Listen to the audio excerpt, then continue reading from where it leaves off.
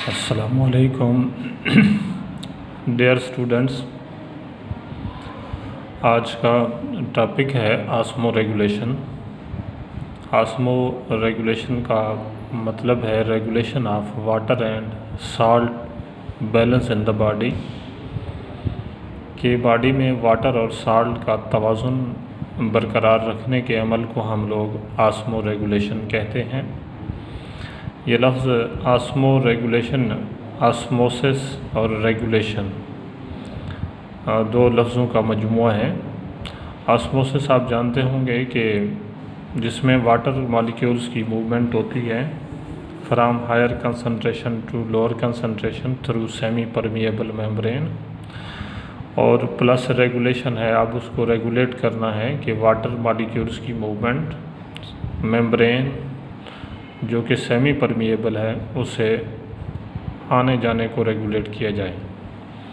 अब सेल के बाहर हमेशा परमिएबल किस्म की सेमी परमिएबल मेम्ब्रेन मौजूद होती है, इसलिए इसमें से वाटर मॉलिक्यूल फ्री रिमूव कर सकते हैं। इन वाटर मॉलिक्यूल्स की मूवमेंट को रेगुलेट करना ताकि बॉडी के अंदर वाटर और साल्ट का बैलेंस बरकरार रहे, उसे आप लोग आस्मो रेगुलेशन कहते हैं। अब हर सेल के अंदर एक मखसूस किस्म की अमाउंट वाटर और साल्ट की मौजूद होती है।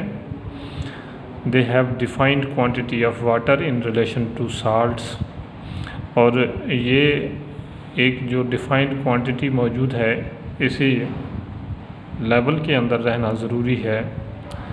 और होम्योस्टेसिस यही काम करती है कि सेल के अंदर वाटर और साल्ट का जो बैलेंस कुदरत में मौजूद है वो उसी तरह से बरकरार रखा जाए। तो all cells are adopted to defined quantity of water and relation to salts.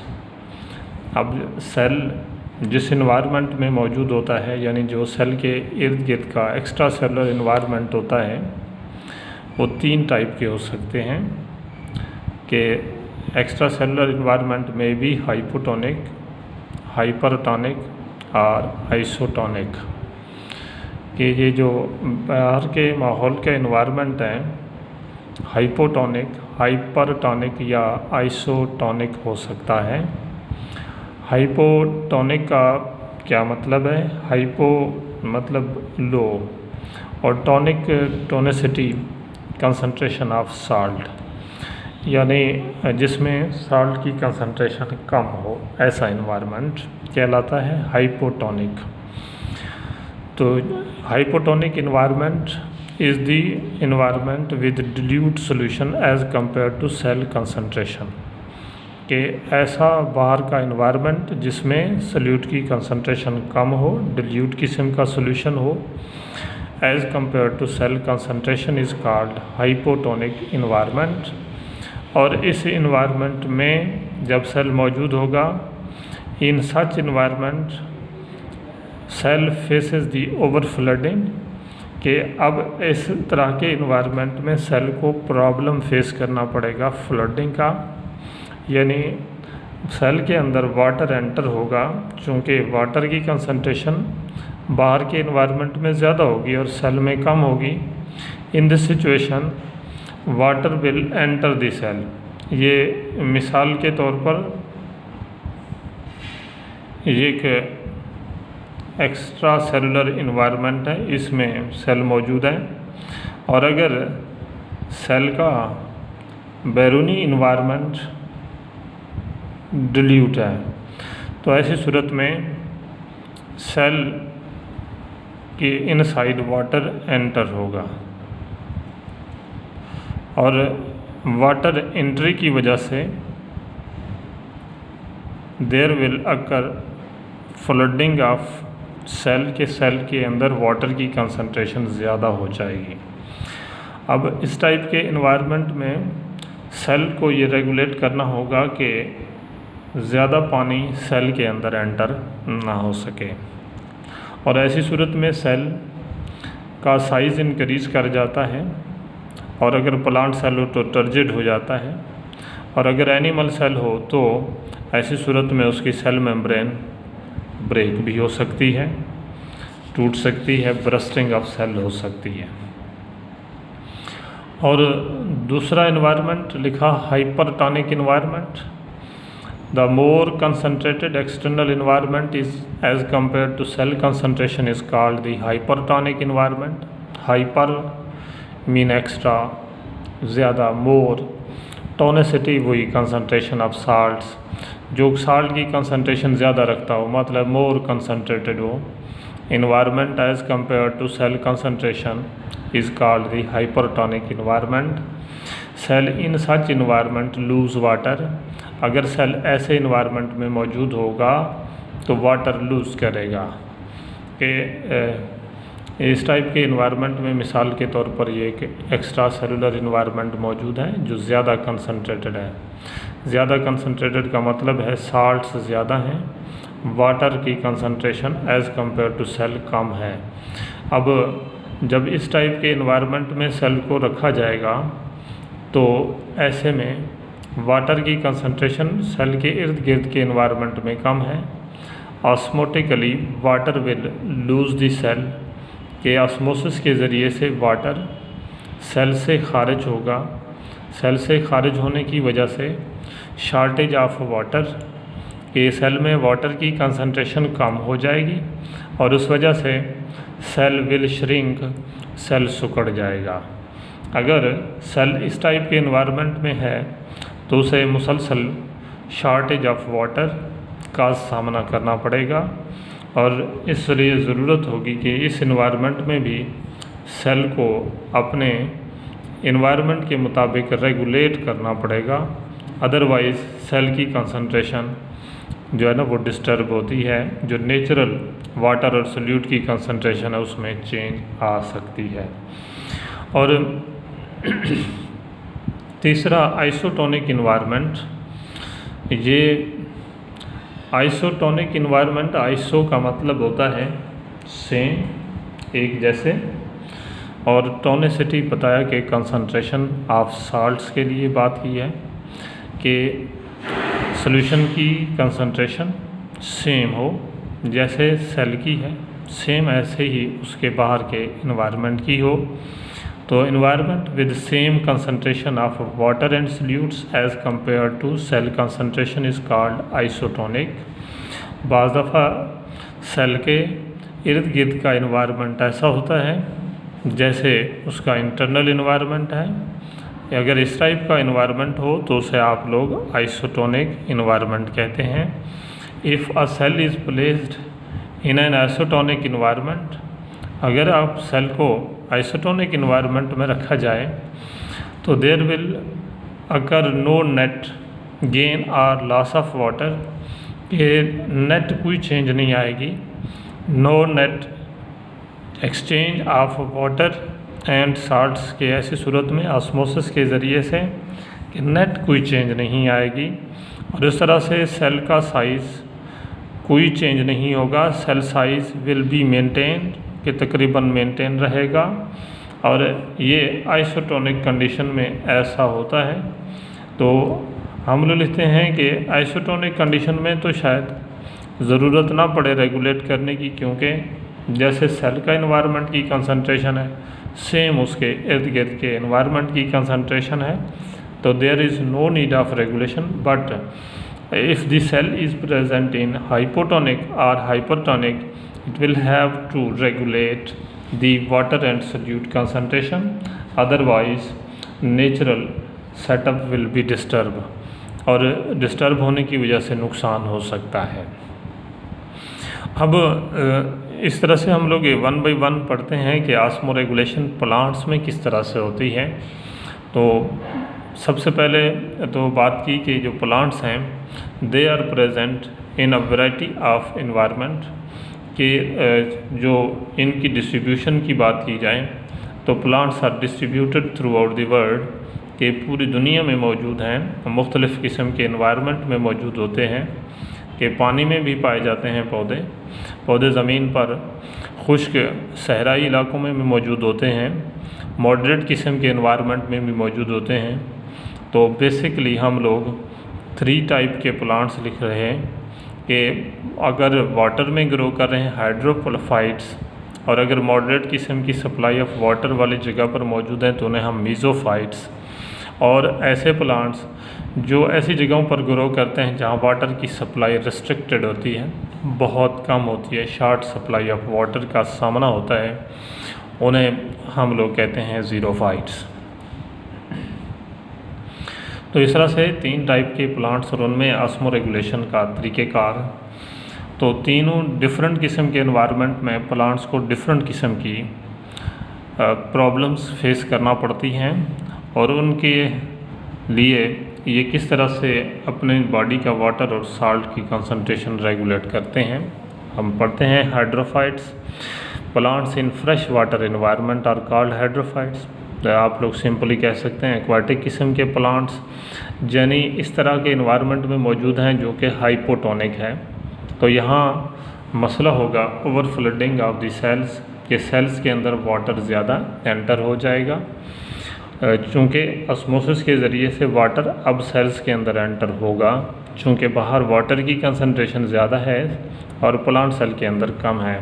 ऐसे में ये प्लांट्स किस तरह से रेगुलेट करते हैं, ये कुदरत में ऐसे प्लांट्स होते हैं जिनके लीव्स काफ़ी बड़े होते हैं, लार्ज लीव्स, ताकि इनका जो सरफेस एरिया है काफ़ी ज़्यादा हो, और having extensive stomata on upper surface of leaves, और उनके जो स्टोमेटा हैं अक्सर औकात अपर सरफेस ऑफ लीव्स पर मौजूद होते हैं।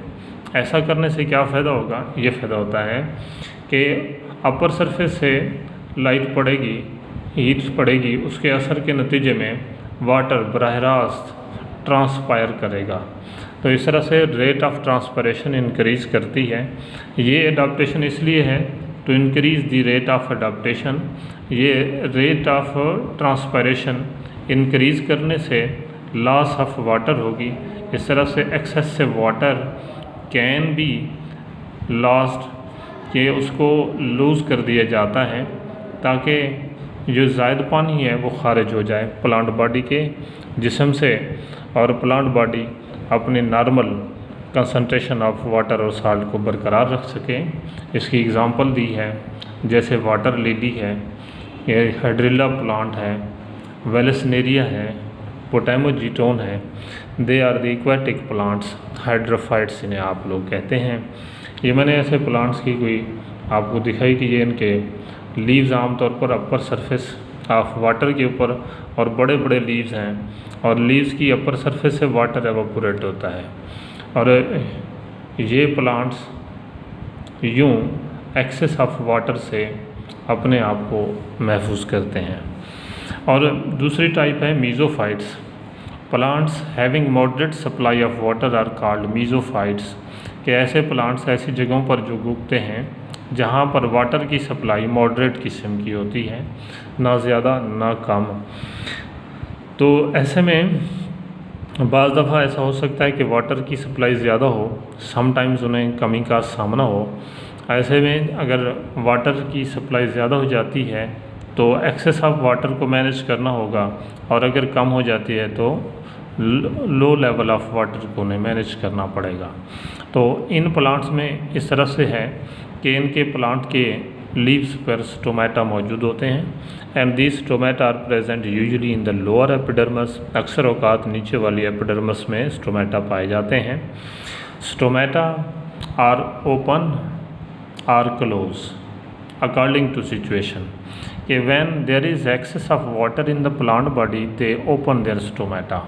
ये जैसे पानी की मिकदार ज़्यादा होती है वो अपने स्टोमेटा ओपन कर लेते हैं, और स्टोमेटा ओपन होने से ये होता है कि लॉस ऑफ वाटर हो जाता है, ज़ायद पानी ज़ाया कर दिया जाता है। If there is a shortage of water they close their stomata, यानी स्टोमेटा के साथ एडजस्टमेंट होती है। स्टोमेटा को इस्तेमाल करते हैं for maintaining the water and solute concentration inside the body. और ऐसे प्लांट्स होते हैं they have well develop root system, और अक्सर औकात इनमें रूट सिस्टम अच्छी तरह से वेल डेवलप होता है। इनकी मिसालें दी हैं, जैसे ब्रासिका है, मतलब कि सरसों का पौधा है, रोज़ गुलाब का पौधा है, मैंगो, ये मीज़ोफाइट्स प्लांट्स कहलाते हैं। और कुछ प्लांट्स हैं जो ऐसी जगहों पर उगते हैं जहाँ पर वाटर की सप्लाई आमतौर पर कम होती है, उनको हम लोग कहते हैं ज़ीरोफाइट्स। ज़ीरिक कंडीशंस कहलाते हैं, desert condition, restricted supply of water. Desert living plants with restricted supply of water are called xerophytes. के डेजर्ट्स में पाए जाने वाले पौधे जिनको पानी की सप्लाई बहुत कम मुयस्सर आती है, शॉर्ट सप्लाई ऑफ वाटर होती है, ऐसे प्लांट्स को ज़ीरोफाइट्स कहते हैं। अब ज़ीरोफाइट्स प्लांट्स का मसला ये होता है कि इनके बॉडी को वाटर की कमी का सामना होता है। ना सिर्फ सामना होता है बल्कि यहाँ पर ऐसा होता है कि ये प्लांट्स जहाँ उग रहे हैं ये आमतौर पर गर्म सहराई इलाके होते हैं, रेट ऑफ ट्रांसपिरेशन भी बहुत ज़्यादा हाई हो सकता है, एवापोरेट होता है वाटर प्लांट बॉडी से। अब इन्हें ऐसी अडाप्टेशंस अडाप्ट करनी है कि वाटर की रिस्ट्रिक्टेड सप्लाई में अपनी बॉडी के वाटर कंसंट्रेशन को नॉर्मल कंडीशन पर ये मेंटेन कर सकें। तो ये ऐसे प्लांट्स हैं that have small thick leaves. ऐसे पौधे होंगे जिनके लीव्स आमतौर पर छोटे होते हैं लेकिन थिकनेस ज़्यादा होती है, ताकि जो रेट ऑफ ट्रांसपिरेशन है उसको कम किया जाए। जितने स्मॉल साइज़ के होंगे उतने स्टोमेटा भी कम होंगे और ट्रांसपिरेशन कम होगी। They have thick waxy leathery cuticle. अक्सर औकात इन पौधों के पत्तों के ऊपर वैक्सी क्यूटिकल की थिक लेयर मौजूद होती है। Waxy cuticle layer reduces the rate of transpiration. ये ट्रांसपिरेशन की रेट को कम करती है। और their stomata are usually present on lower surface of leaves present in depressions.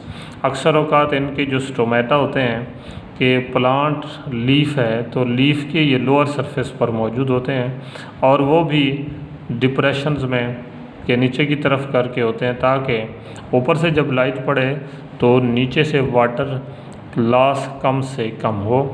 और शेडिंग ऑफ लीव्स, इनकी एक ख़ासियत ये भी होती है कि जब पानी की बहुत ज़्यादा कमी का सामना हो, दे में शेड देयर लीव्स, अपने पत्ते मुकम्मल तौर पर गिरा भी सकते हैं। और may be change into spines, या हो सकता है कि कांटों में उसे तब्दील कर दें, मॉडिफाई कर दें।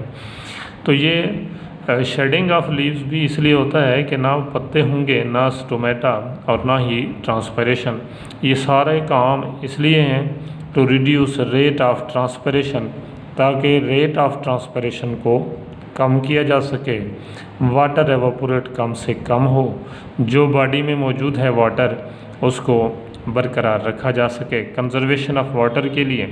और इसके अलावा ये कुछ प्लांट्स इस तरह के भी होते हैं ज़ीरोफाइट्स दैट हैव सक्कुलेंट स्टेम, कि उनकी स्टेम सक्कुलेंट होती है, कि मतलब स्टोर वाटर, कि उनकी स्टेम जो है वो वाटर स्टोर कर लेती है इन इट, कि अपने अंदर वाटर को स्टोर कर लेते हैं।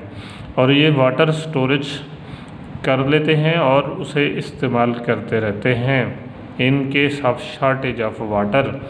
जैसे मिसाल दी है कैक्टस है, कैक्टाई प्लांट्स ज़ीरोफाइट प्लांट्स हैं। इनके आमतौर पर लीव्स गिर जाते हैं और स्पाइन्स की शक्ल अख्तियार कर लेते हैं, और जो उनकी स्टेम है वो ग्रीन होती है, वही फोटोसिंथेटिक ऑर्गन के तौर पर काम करती है। ऐसे यूफोर्बिया है एक और मिसाल, नॉर्मल आर्म्स है पौधा जो किकर है, ये भी ज़ीरोफाइट प्लांट्स में आता है। तो इस तरह से प्लांट्स जो डिफरेंट टाइप के इन्वायरमेंट में मौजूद हैं वो डिफरेंट टाइप के मैकेनिज़म्स अडॉप्ट करते हैं to maintain their water and salt balance in the body. Thank you very much. Allah Hafiz.